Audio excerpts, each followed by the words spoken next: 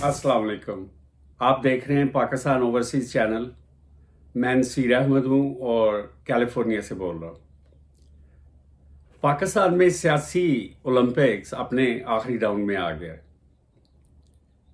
Opposition ने जो तहरीक अदम एतमाद पेश की है उस पर अनकरीब वोटिंग होगी और नतीजा सबके सामने आ जाएगा। दिलचस्पी की बात यह है कि पाकिस्तान में इस मूवमेंट को फजलुर रहमान और आसफ जरदारी लीड कर रहे। जब उनसे पूछा जाता है मीडिया में कि आप जीतने के बाद करेंगे क्या, तो वो कहते हैं कि इसका फैसला अभी नहीं किया, ये जीतने के बाद सोचेंगे। लेकिन एक बात तो अयान है कि अयान अली वापस आ जाएगी और इस तरह के और भी बाकी जो अधूरे काम हैं वो पूरे हो जाएंगे। मीडिया में काफ़ी दिनों से ये एक तासुर दिया जा रहा है, तमाम एंकर्स और तजियाकारों की मुतफ़िका राय है कि पाकिस्तान की फ़ौज और हुकूमत में दूरियां पैदा हो चुकी हैं और इनका आगाज़ उस वक्त हुआ जब वज़ीर आज़म ने DGISI की अपॉइंटमेंट को डिले किया। इस अपॉइंटमेंट को डिले करने की वजह से ये दूरियां पैदा होनी शुरू हुई और अब फौज जो है वो न्यूट्रल हो गई है और उन्होंने अपोजिशन को ओके कर दिया है, क्योंकि वो ये बार बार कह रहे थे कि एस्टेब्लिशमेंट की मर्जी के बगैर इस तरह की तहरीक कामयाब नहीं हो सकती। लेकिन अब वो जिस तरह भी जीते, खरीदो फरोख्त हो, ये भी उनका टैलेंट है। अगर वो इस तरीके से जीतते हैं तो तब भी जब वो जीत जाते हैं तो सबको इसे कबूल कर लेना चाहिए, अल्लाह की यही मर्जी होगी। लेकिन ये जो तासुर है कि हुकूमत की और फौज की आपस में वो अंडरस्टैंडिंग नहीं रही जो पहले थी और उसकी वजह अपॉइंटमेंट थी। तो मैं इस बात को मुकम्मल तौर पे नहीं, मैं इसको नहीं मानता, मैं इसको मुस्तरद करता हूँ। ये बात ठीक नहीं लगती।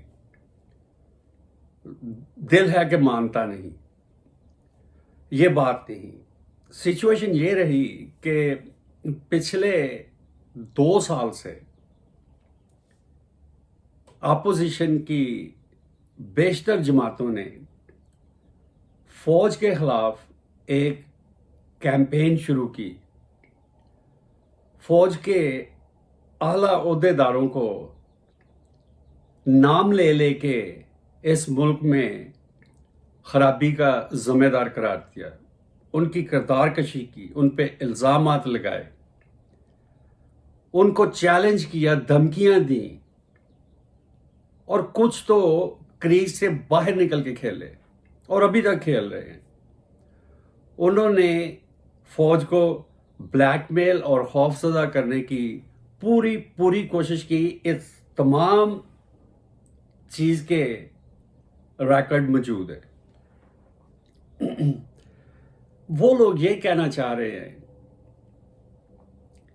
कि फौज ये सब चीजें भूल गई, वो फौज ने इन तमाम इल्जामात और धमकियों को फरामोश कर दिया। लेकिन एक अपॉइंटमेंट वाली बात जो थी वो उनके दिल को लगी और वो फिर कैंसर की तरह फैलती गई और उसका नतीजा ये निकला जो हम देख रहे हैं। अभी तो खैर नतीजा निकलेगा। तो ये बात मानने को दिल नहीं चाहता। वो बात सारे फसाने में जिसका जिक्र ना था, वो बात उनको बहुत नागवार गुजरी है। हो सकता है कोई इख्तलाफात हो भी सकते हैं, लेकिन इख्तलाफात कुछ और भी तो हो सकते हैं। اس کی کوئی اور وجہ بھی تو ہو سکتی ہے. کیا اس کی وجہ ایبسولوٹلی ناٹ بنی؟ اگر یہ وجہ ہے تو فوج کو پریشان ہونے کی ضرورت نہیں. شاید یہ پاکستان کے بیشتر عوام کے دل کی آواز ہے. ہم تو اس کو سپورٹ کرتے ہیں. ہمیں تو ایک اطمینان ہوا تھا جب کسی پاکستان کے پرائم منسٹر نے یہ بات کہی کہ ان کو اس طرح سے سیدھا صاف جواب دیا. ہم کیوں خوف زدہ رہے؟ ہم ڈرنے کے لیے پیدا ہوئے تھے؟ ان میں کیا چیز ایسی اسپیشل ہے کہ آپ جب بھی ان کے نمائندوں اور ریپ سے بات کریں تو آپ خوف کے عالم میں ڈر ڈر کے بات کریں؟ ہم کیوں ڈرتے رہیں ہر وقت؟ کوئی بھی قوم خوف کی وجہ سے خوف کے عالم میں آگے نہیں بڑھ سکتی. یہ امپاسبل ہے. کوئی ٹیم جو خوف کے عالم میں میدان میں اترے گی اس کے جیتنے کے امکانات مخدوش ہیں. یہ فیئر از دا اینمی. آپ ڈر ڈر کے زندگی نہیں گزار سکتے. یہ خوف آپ کو کبھی نہ کبھی ہم نہیں اتاریں گے. آنے والی نسلوں میں آج سے 10 15 20 سال بعد کوئی نہ کوئی یہ خوف ضرور دور کرے گا. روس اگر خوف میں رہتا تو روس شکنجے میں آ چکا تھا. ان قریب مغربی ملکوں کے اتحاد کے میزائل روس کے برآمدے میں ہوتے, وہاں پہ نصب ہوتے. روس اس کا کچھ بھی نہ کر سکتا. آپ کا خیال ہے, آپ سمجھتے ہیں کہ روس نے بغیر کچھ سوچے سمجھے یا کوئی چیز کیلکولیٹ کیے یہ قدم اٹھایا ہے؟ اس کو نہیں پتا تھا کہ اس پہ پابندیاں لگے گی. اس کو نہیں پتا تھا کہ اس کے کیا نتائج نکلیں گے. لیکن اس نے اپنی سلامتی اور بقا کے لیے یہ قدم اٹھایا اور اب یہ جنگ وہ جیت چکا ہے. آپ دیکھیں یہ مغربی ملکوں کے فوجی اتحاد نے آج تک کیا کیا ہے سوائے مشترکہ اعلامیہ جاری کرنے کے. یہ کیا کر سکے ہیں؟ اور روس نے ان کو وارننگ دی ہے, سٹے اوے. اب روس اگر اپنا خوف میں رہتا اور ان کی پابندیوں سے ڈر کے اپنی سلامتی کا سودا کر لیتا. اس نے کہا تھا کہ روس کی سلامتی کمپرومائز نہیں ہو سکتی اور نیگوشیبل نہیں ہے.